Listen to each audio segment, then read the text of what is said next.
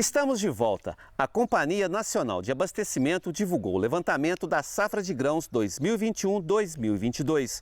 A previsão é de safra recorde. Acompanhe. A Companhia Nacional de Abastecimento, a Conab, publicou o primeiro levantamento da safra grãos 2021-2022. A previsão é de uma safra de grãos recorde, com um acréscimo de 35,87 milhões de toneladas em relação ao ano anterior. A estimativa é de um aumento de 14,2%, chegando a um total de 288,61 milhões de toneladas, registrando um novo recorde para a agricultura nacional.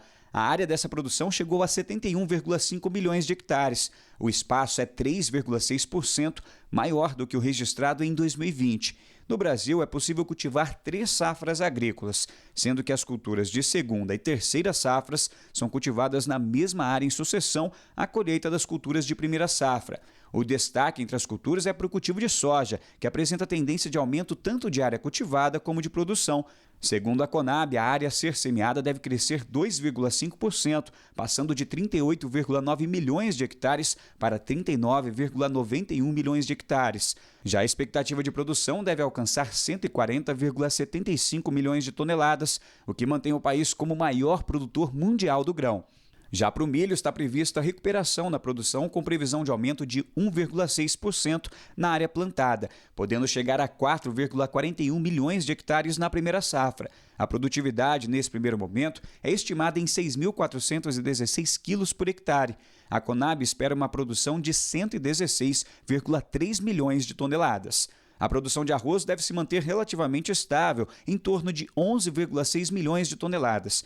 Já o feijão tende a apresentar um ligeiro crescimento de 0,8% na área a ser semeada na primeira safra. A estimativa é que a produção total de feijão chegue a 2,97 milhões de toneladas. No caso do algodão, é esperado um aumento de 10,2% na área plantada da cultura, chegando a quase 2 milhões de hectares cultivados. A produção de pluma tende a ser de 2,67 milhões de toneladas.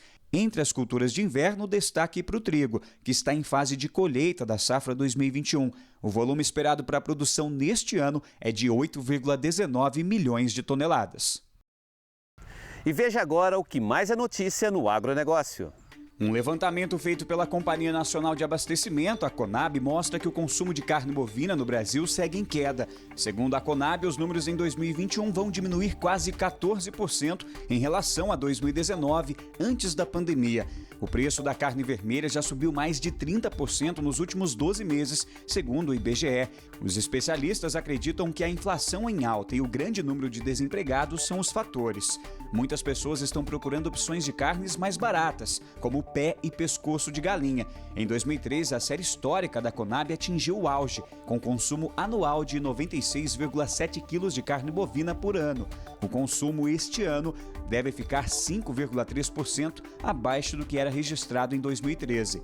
Apesar da queda, a Conab destaca que, quando avaliados outros tipos de carnes, o Brasil se mantém em patamares de consumo semelhantes aos de outros países, incluindo os desenvolvidos. E segundo o Boletim Campo Futuro da Confederação da Agricultura e Pecuária do Brasil, entre janeiro e junho de 2021, o custo operacional efetivo da atividade leiteira subiu 11,5%. As consultorias registraram aumentos como ração, mão de obra, medicamentos, manutenção de máquinas e equipamentos, entre outros itens necessários no setor. O insumo que mais tem pesado no bolso do produtor é a ração concentrada, que, segundo o CEPEA, valorizou cerca de 11%. A alta do concentrado é resultado das altas cotações da soja e do milho. Nos últimos 12 meses, a oleaginosa se valorizou 35% e o milho teve uma alta de quase 86%. Os consultores alertam que é preciso ter na ponta da caneta todos os dados da produção para minimizar os prejuízos nesse período de altos preços dos insumos. A Emater orienta que uma boa iniciativa é manter no mínimo entre 40% a 45% de vacas do rebanho em lactação, pois elas seguram as despesas com o restante dos animais. Outra proposta é ter apenas os animais que gerem retorno e vender os de alto custo. Confira agora as dicas dos cursos para os produtores rurais na Agroagenda.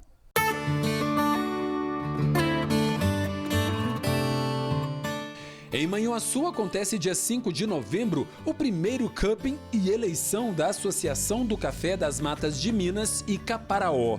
são duas categorias: café natural, via seca, e café cereja descascado ou despolpado, via úmida. Será feito o leilão com os 10 melhores cafés de cada categoria.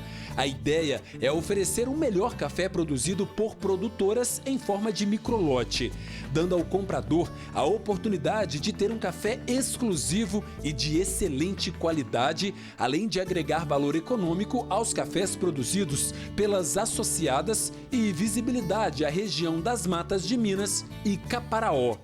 Em Coffee 2021, o encontro de gestão dos cafeicultores, de 26 a 27 de outubro, em Uberlândia e de maneira digital.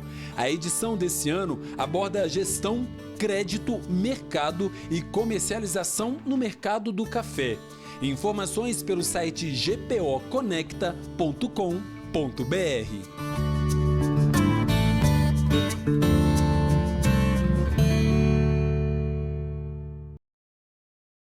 Vamos agora às dicas do quadro Cuidando do Cafezal.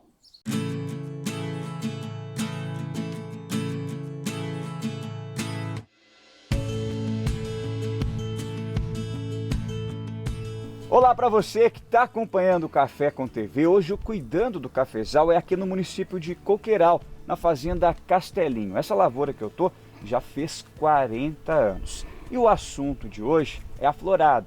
Isso porque a florada desse ano é reflexo do que aconteceu no ano passado. E para dar mais detalhes da importância da florada e os cuidados que o produtor deve ter nesse período, eu estou com o PC, que é engenheiro agrônomo da Geagro. PC, com o início das chuvas agora no mês de outubro, né?